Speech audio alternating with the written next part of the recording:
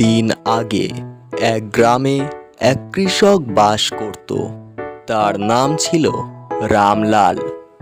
একদিন বাড়ি ফেরার পথে রামলাল দেখতে পায় রাস্তার ধারে গাছের তলায় এক সোনালী রঙের টুনটুনি পাখি আহত অবস্থায় পড়ে রয়েছে। তাকে দেখতে পেয়ে রামলাল বলল, আরে, এ তো সোনালী রঙের টুনটুনি পাখি আহত অবস্থায় পড়ে রয়েছে। দেখি, একে বাড়িতে নিয়ে যাই।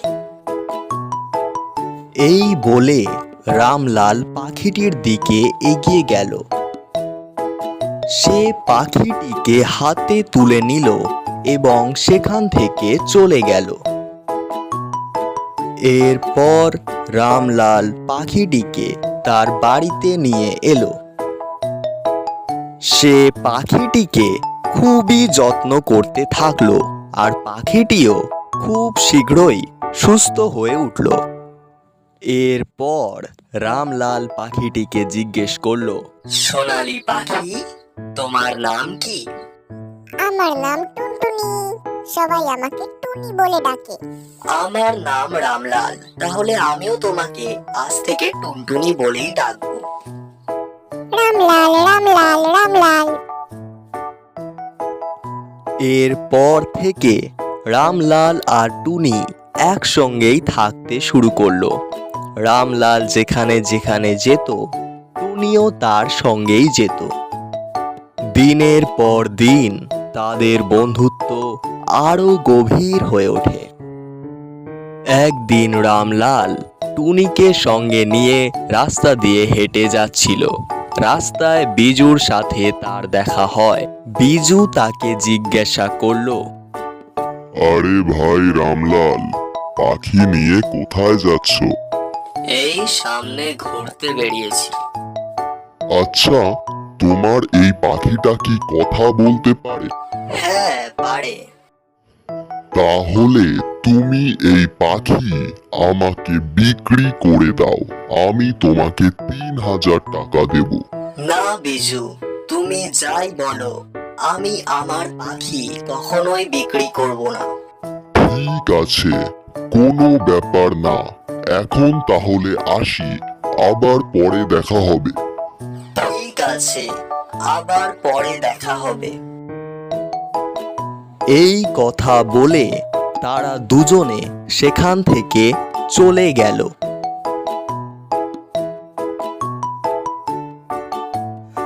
এরপর আরো অনেকে রামলালের সোনালী রঙের টুনটুনি পাখি কিনতে আসে, কিন্তু রামলাল সকলকেই মানা করে দেয়, আর সকলেই ফিরে চলে যায়।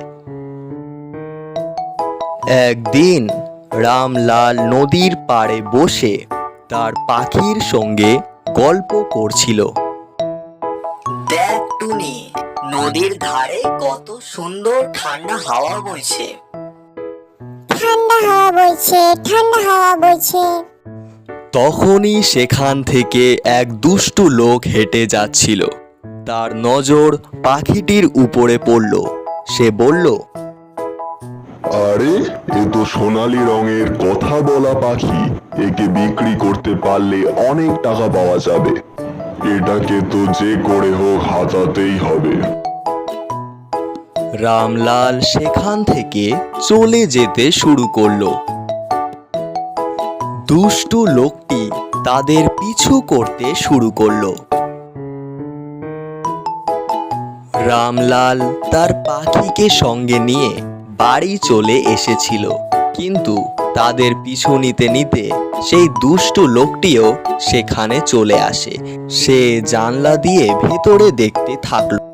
ভেতরে রামলাল টুনটুনি পাখিকে বলছিল, টুনি, তুই একটু বস, আমি হাঁটতে হাঁটতে বড্ড ক্লান্ত হয়ে পড়েছি। এবার একটু জিরিয়ে নি। জিরিয়ে নি, জিরিয়ে নি, জিরিয়ে নি। তারপর রামলাল শুয়ে পড়ল, আর কিছুক্ষণের মধ্যেই সে ঘুমিয়ে পড়ল।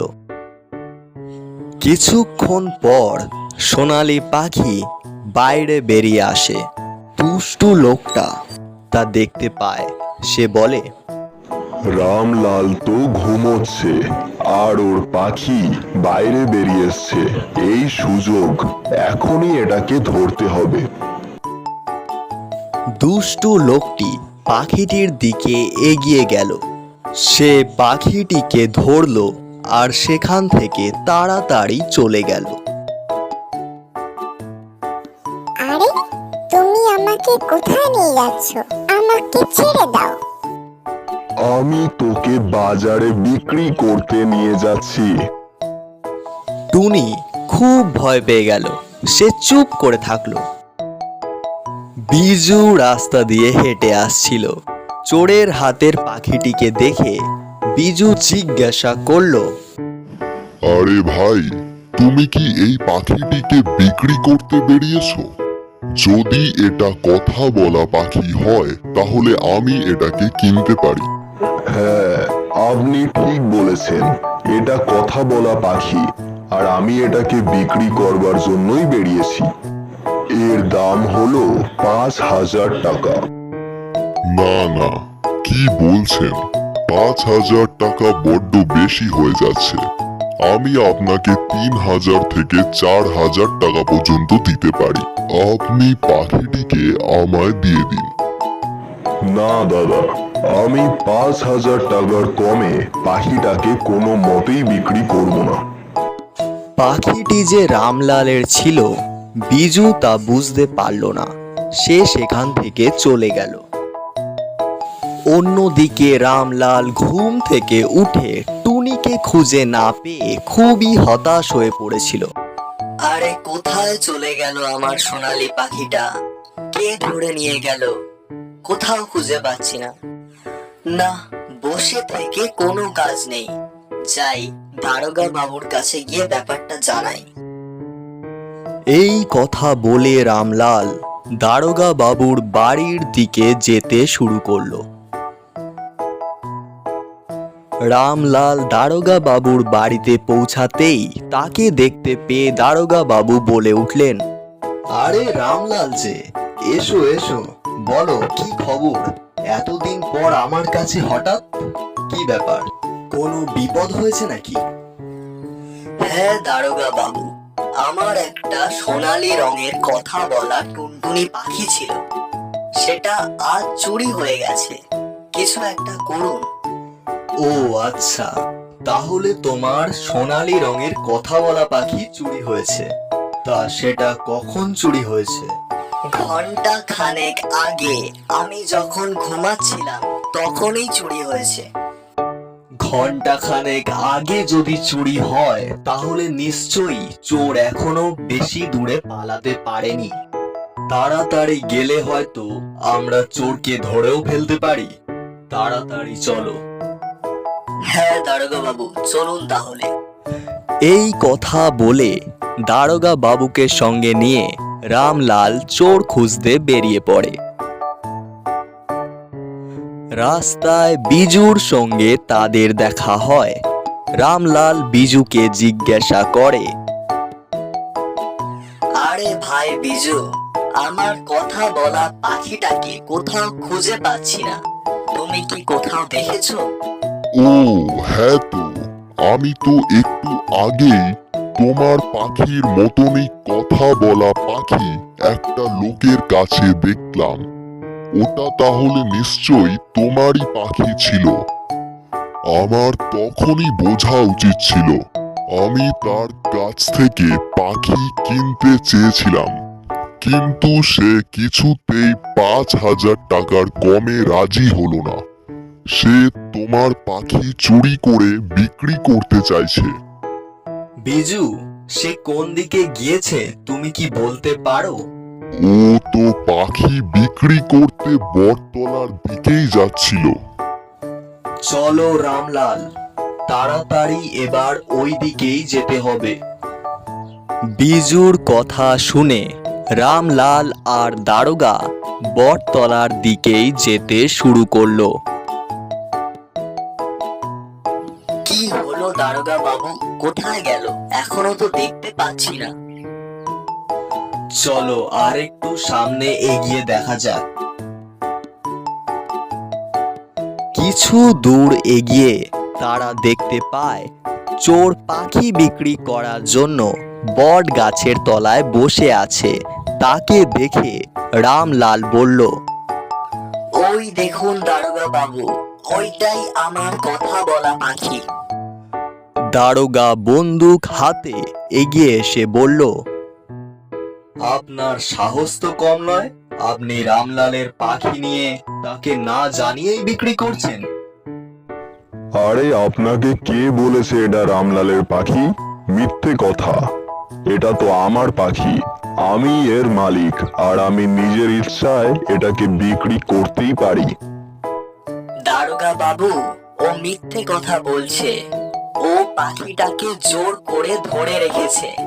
আপনার যদি বিশ্বাস না হয়, আপনি পাখিকেই জিজ্ঞাসা করে নিন না। তাহলে সোনালী পাখি, এবার তুমি বলে দাও যে এদের মধ্যে কে সত্যি বলছে, তোমার আসল মালিক কে? রামলাল রামলাল রামলাল রামলাল সত্যি বলছে, রামলাল সত্যি বলছে।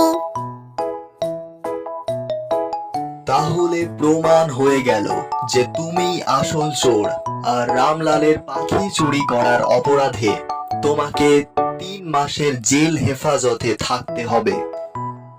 এই কথা শুনে চোর পালানোর চেষ্টা করতে থাকলো। দারোগা বাবু বলে উঠলেন, দাঁড়াও, পালানোর চেষ্টা করে কোনো লাভ নেই, আমি কিন্তু গুলি চালাতে বাধ্য হব। হাত তুলে সারেন্ডার করে দাও। আইনের থেকে তুমি পালাতে পারবে না, শাস্তি তোমায় পেতেই হবে। এরপর দারোগা বাবু চোরকে ধরে জেলে নিয়ে গেলেন। রামলাল টুনিকে বলল, চল টুনি, এবার আমরাও বাড়ি ফিরে যাই। চলো বাড়ি ফিরে যাই, চলো বাড়ি ফিরে যাই। এরপর টুনি এবং রামলাল বাড়ি ফিরে গেল এবং আবারও আগের মতো আনন্দের সঙ্গে জীবন যাপন করতে শুরু করলো। তাহলে বুঝলে তো ছোট্ট বন্ধুরা, সব সময় ভালো লোকেদের সঙ্গে ভালোই হয়।